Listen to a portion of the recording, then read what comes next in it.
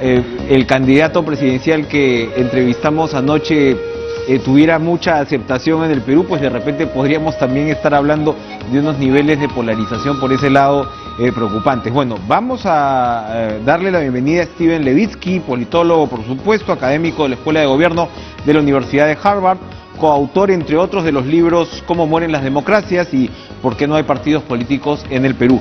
¿Cómo está usted, Steve? Gracias por estar con nosotros, buenas noches. Gracias por invitarme, es un placer. Bueno, usted está, por supuesto, en Boston y está viendo de primera mano este juicio trascendente político en su país. Hace unos pocos meses usted había escrito en el New York Times la necesidad incluso de reformar el sistema del colegio electoral para llegar a una democracia en realidad pues multiétnica, multirracial, llevar realmente lo que es Estados Unidos ahora a la práctica política. Pero usted advertía que si esta reforma no se daba, pues lo que el legado, entre comillas, de Trump, si se puede calificarlo así, pues iba a persistir. En realidad esta suerte de radicalismo republicano en el cual se ha convertido este partido podía seguir. Y este juicio político plantea muchos de esos puntos sobre la mesa, porque la pregunta de fondo aquí es ¿cuál va a ser la continuidad, si es que la hay, de lo que Trump representa?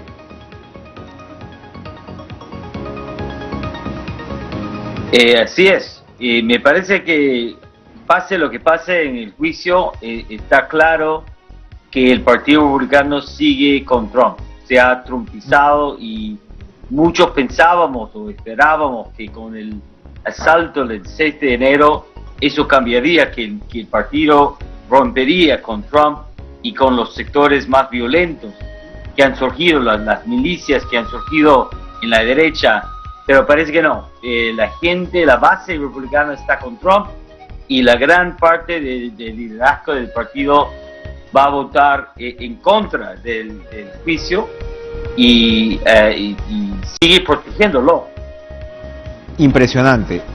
Ahora, ok, digamos que el juicio entonces no llega a un resultado negativo contra Trump. Trump sale de alguna manera libre a pesar de lo que ha sido prácticamente esta sedición, ¿no?, que se ha podido ver, como decía, sin precedentes para una democracia como la estadounidense. ¿Cuáles son las posibilidades que tiene Joe Biden de revertir precisamente esta estela? Porque es difícil competir con discursos así de radicalizados y donde efectivamente, pues casi, no digamos que la mitad, pero un poquito menos de la mitad de electores estadounidenses terminó votando por Trump. Sí, bueno, no, pero es importante notar que no es la mayoría, nunca fue la mayoría. Trump ganó la presidencia sin ganar la mayoría en el 2016 y perdió la elección por 4.5 puntos en 2020. Y el partido gobernante, el nuevo partido gobernante, el Partido Demócrata, tiene una mayoría en el Congreso. Así que Biden sí puede avanzar en varios frentes sin la cooperación o sin el apoyo del Partido Republicano radicalizado. Así que sería mejor tener un partido de centro derecha moderada, pro-demócrata. Tenemos que ir por ese camino, pero por ahora parece que el Partido Republicano va a quedarse en un espacio bien extremista, bien radical, pero no tiene los votos en el Congreso para poner demasiados obstáculos en frente de Biden.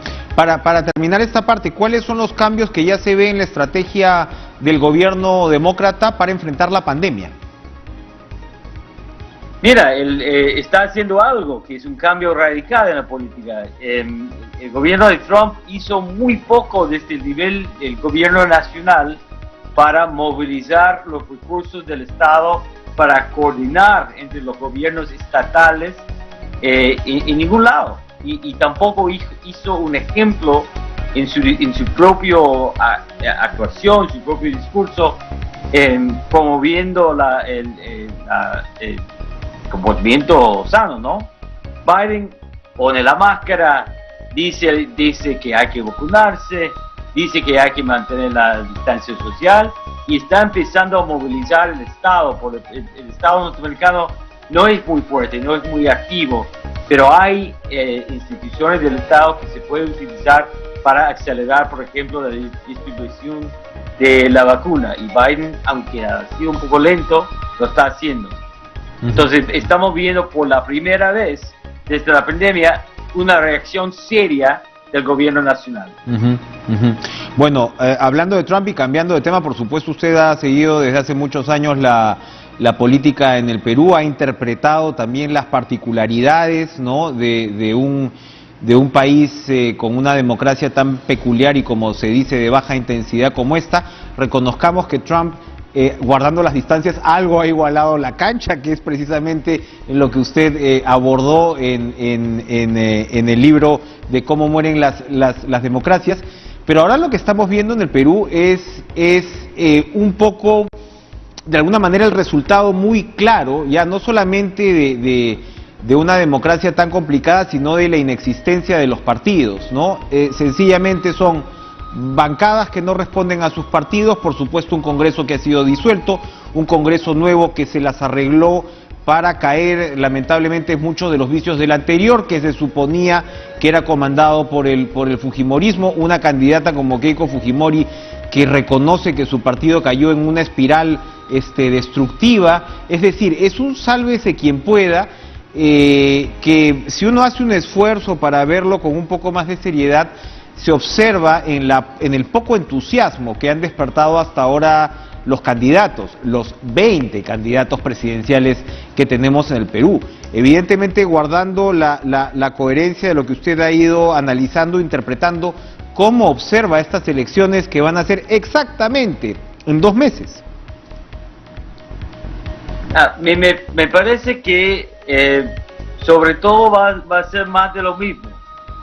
Un cambio importante en los últimos años ha sido el gran debilitamiento del fujimorismo, que me parece algo sano, positivo para la democracia. La fortaleza del fujimorismo, sobre todo después de la elección de 2016, fue preocupante y un peligro para la democracia, como vimos. Su debilitamiento me parece positivo, pero el nivel de fragmentación, como usted mencionó, el hecho que los partidos realmente no son partidos, son vehículos personalistas muy débiles, es una continuación realmente de los últimos 20 años. Vamos a tener un Congreso muy fragmentado, lleno de novatos políticos, muchos empresarios que han entrado en la política quizás para ganar plata en vez y sin un proyecto de gobierno, sin la posibilidad de hacer una carrera política, sin la posibilidad de reelegirse. Es difícil pensar que pueda haber un Congreso mucho más productivo que los últimos 2, que han sido desastres. El presidente o la presidente no va a tener una mayoría en el Congreso, entonces podríamos ver la misma dinámica de enfrentamiento entre el presidente y el Congreso que hemos visto en los últimos años. Yo espero más o menos más de lo mismo. Y más de lo mismo es terrible, considerando los últimos 5 años que hemos pasado. Usted acaba de señalar otra vez, guardando las distancias, que Biden puede hacer mucho sin el Congreso. ¿En el Perú se puede hacer mucho sin el Congreso? No, Biden va a poder hacer mucho porque tiene mayoría en el Congreso. No puede hacer demasiado sin el Congreso, pero tiene el Congreso con él. En el Perú es difícil pensar que cualquier sea el presidente que tenga ni siquiera el 25% del Congreso. El presidente peruano puede hacer más de un presidente gringo sin el Congreso. Tiene poder de decreto y tiene recursos que lo deja actuar un poco al costado del Congreso, pero como hemos visto, un presidente que ignora el Congreso, como hizo Vizcarra, un presidente que no construye alianzas, coaliciones en el Congreso, es muy vulnerable en el Perú, puede caer. Reformulo. ¿Es posible en el Perú crear una coalición de gobierno? Porque la lógica política te dictaría que el que llegue, sea quien sea, se dedique realmente a construir una alianza de gobierno. Es posible, y bueno, algunos partidos lo han hecho. Toledo hizo, bueno, los partidos no eran tan fragmentados hace 20 años, pero Toledo construyó una coalición de gobierno. García construyó una coalición de gobierno. Humala lo hizo con Perú Posible, pero en los últimos dos periodos ha sido una combinación de la ultrafragmentación, la imposibilidad de PPK de gobernar con el fujimorismo y la falta de voluntad de Vizcarra de buscar seriamente alianzas con el Congreso. Es posible, pero es bien difícil con un Congreso tan fragmentado y tan inexperto, tan lleno de novatos, siguiendo intereses muy personales. Lo mejor para el Perú sería que la votación se concentre quizás en 4 o 5 grupos. Probablemente, aunque depende de quiénes son los grupos, ¿no?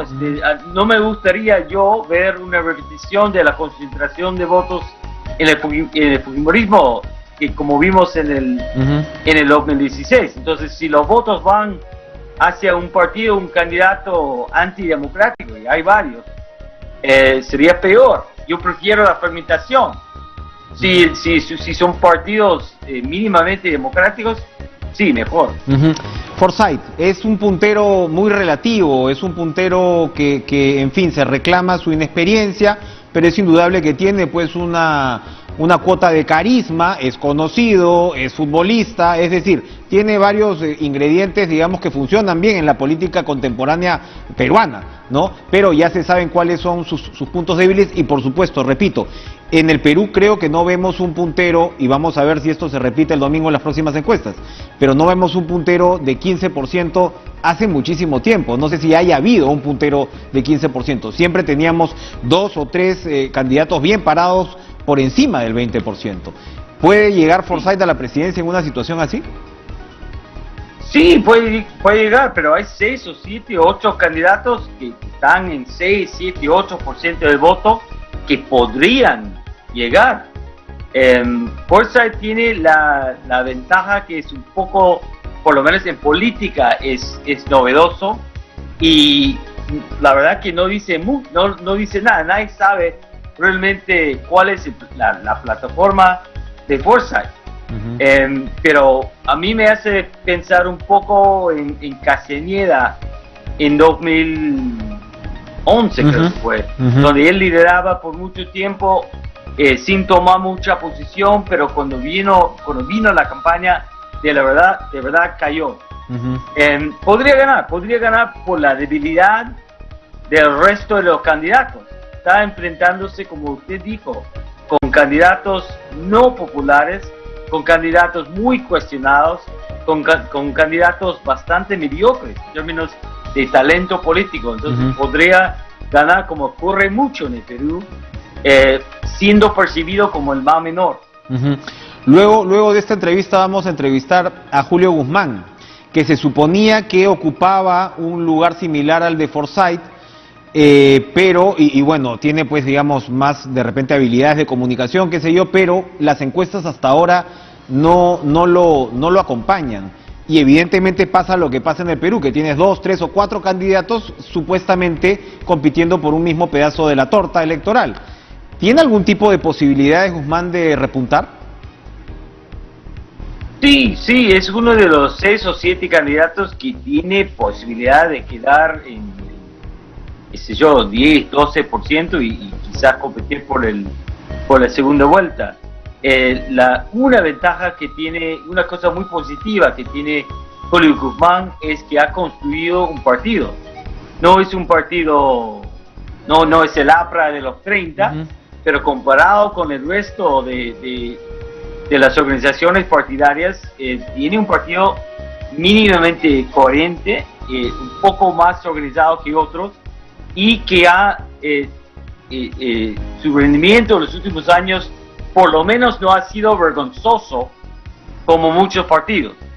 Entonces el partido lo ayuda un poco, pero ser oficialista, o sea, ser partido de gobierno en el Perú siempre te hace daño, porque la gente no quiere los gobiernos, no quiere los que están en el poder. Y hoy en día, por los accidentes de la historia, el Partido Morado está en el poder. Creo que eso es una desventaja para Julio Guzmán.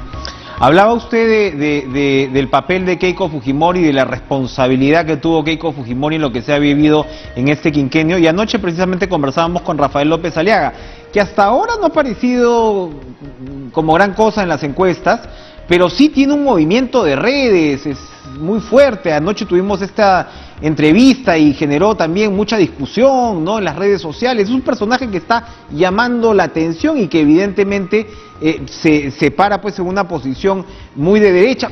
Parece que quisiera imitar en algo a Trump, ¿no? Y uno se pregunta si allí lo que puede terminar ocurriendo es que el fujimorismo o esa derecha se termine por licuar, porque le añadimos a esos dos candidatos de repente a Hernando de Soto, que por supuesto tiene un perfil distinto, pero por ahí va en un perfil del electorado, ¿no?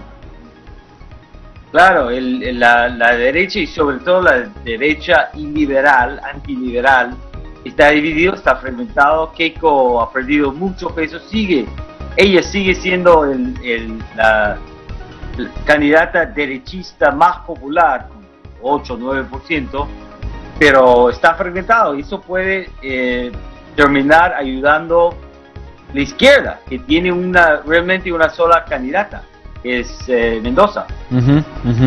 La izquierda tiene una sola candidata, y al mismo tiempo aparece un personaje como Lescano, que es una suerte de, no un outsider, así un popular porque viene atrás, pero es un hombre de provincia, puneño, y eso amenaza de alguna manera. Hay una lectura acá, ¿no?, en los últimos días, que podría pisarle la cola a la izquierda, por ejemplo, en el sur del país. ¿Tiene algún tipo de correlato, de posibilidad de eso?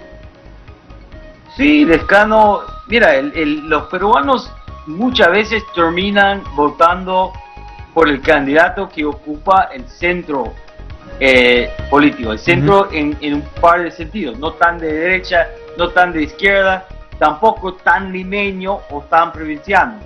Él tiene ventaja de tener una trayectoria antifujimorista, mínimamente demócrata.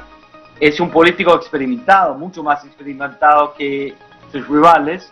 Ocupa el espacio del centro político, y no es tan limeño, no es limeño. Entonces todos esos factores lo ayudan. Tampoco es un candidato espectacular, no ha superado ni 8 o 9%. Exacto. Pero sí, tiene posibilidad, y se ve en las encuestas que compite un poco con Mendoza en provincia, ¿no?, en el sur.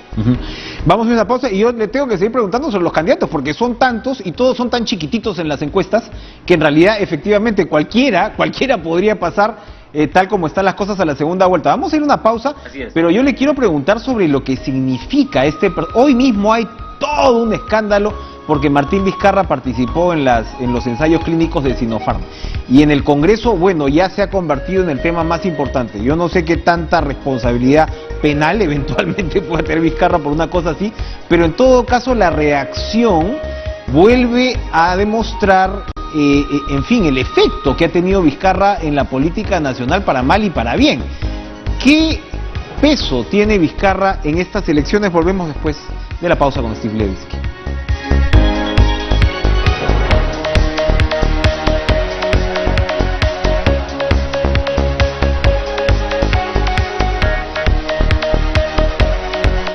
Este programa llega gracias a...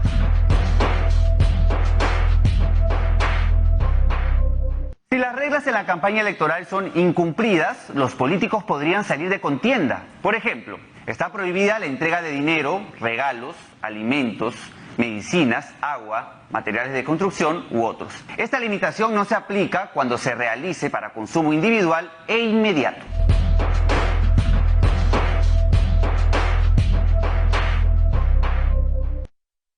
Colaboremos con las autoridades de salud para disminuir los contagios de COVID-19. Limita tus salidas a lo estrictamente necesario. No acudas a reuniones masivas ni organices visitas familiares o amicales. Cumple con las recomendaciones y protocolos para abordar el transporte público. Cuando vayas de compras, desinfecta lo comprado al llegar a casa. Y nunca olvides portar mascarilla. Lavarte muy bien las manos con agua y jabón y mantener la distancia de 1,5 metros en lugares públicos. TV Perú. En el 2021, de lunes a viernes, Al Cierre, el mejor resumen informativo del día con Roberto Wong. A las 10:50 de la noche, en simultáneo por TV Perú Noticias y TV Perú. Manaragni, Liputi, Haitaipi, Uclenacho. Ampara Nakama, Umampi, Jaunampi, Patun, Kachepchta, Katsusisna, Harekasma. Ya lo sabes, las reuniones sociales están prohibidas.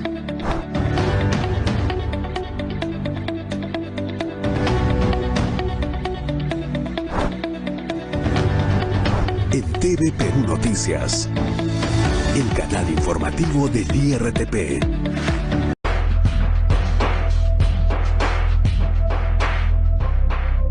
Si las reglas de la campaña electoral son incumplidas, los políticos podrían salir de contienda. Por ejemplo, está prohibida la entrega de dinero, regalos, alimentos, medicinas, agua, materiales de construcción u otros. Esta limitación no se aplica cuando se realice para consumo individual e inmediato.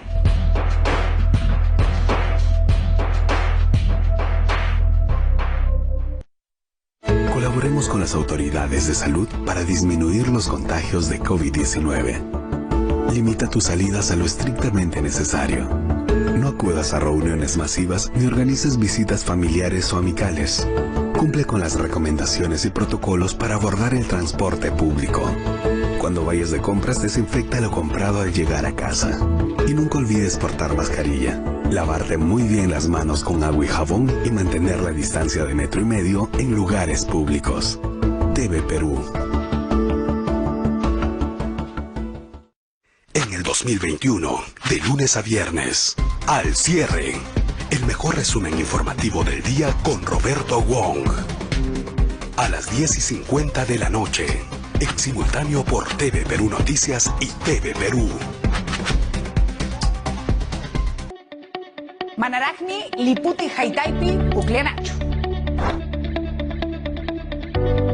Ampara Nakama, Umampi, Jaunampi, Patun. Hemos estado, como se sabe, pues muy escasos de vacunas. Llega el sábado. Esa debería ser la noticia más importante en estos momentos, pero la noticia más importante, según los medios en estos momentos, es que Martín Vizcarra participó en los ensayos clínicos de la vacuna china, precisamente. Entonces, bueno, esto tiene una serie seguramente de consecuencias. No le dijo al país esto. En fin, la interpretación es que el tipo se vacunó pues antes que todo el Perú, ¿no? Eso es un poco y se verá cómo esto se va desarrollando. Pero a lo que yo voy, más allá de la valoración en sí que se puede hacer del hecho, es el impacto político que sigue teniendo Vizcarra en la vida del país. Vizcarra es candidato al Congreso. Hasta ahora no hay un trasvase muy claro a su candidato, que es Daniel Salaverry. Pero Vizcarra se pone antes que Salaverry. Vizcarra se sienta en el centro de las mesas, Salaverry se sienta al costado. Vizcarra, Salaverry es el eslogan, con Vizcarra primero. Y es seguro que, muy probablemente, si no lo sacan de carrera, Vizcarra va a ser el Kenji de estas elecciones. Seguramente va a ser el candidato al Congreso más votado. ¿Qué significa Vizcarra en el Perú? Vizcarra es una figura pues curiosa, no se le mueve una ceja, ya sabemos que de institucionalista no tuvo nada, pero al mismo tiempo se fue con todo contra los fujimoristas y él mismo, a mi entender, es suerte como del producto más acabado de esta política post-fujimorista.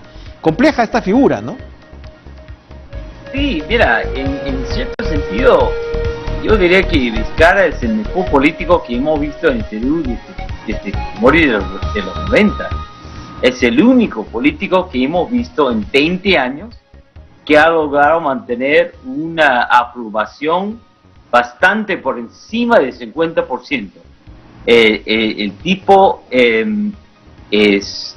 ha logrado responder a la gente y cae bien.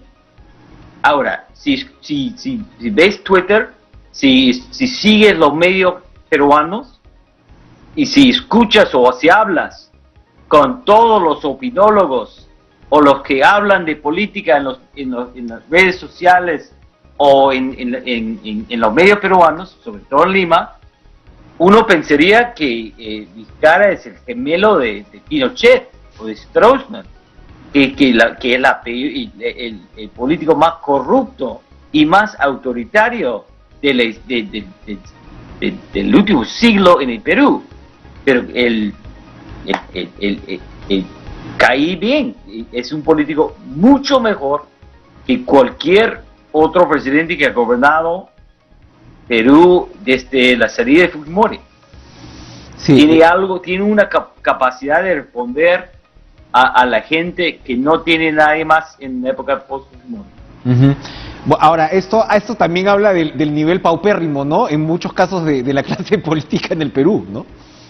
Sí, sin duda.